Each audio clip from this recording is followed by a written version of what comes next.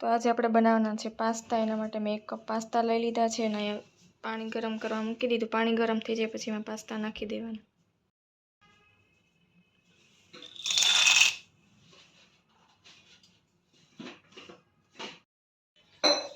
અને થોડુંક મીઠું નાખવાનું।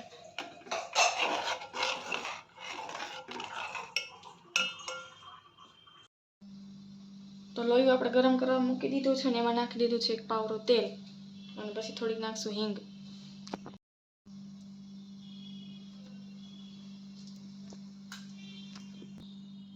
હવે એમાં નાખી દઈશું ટમેટા થોડીક ચડવા દેવાનું।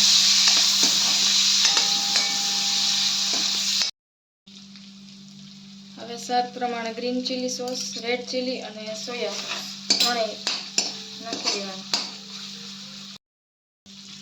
હવે ટમેટા ચડી ગયા છે। હવે નાખશું આદુ લસણની પેસ્ટ સ્વાદ પ્રમાણે।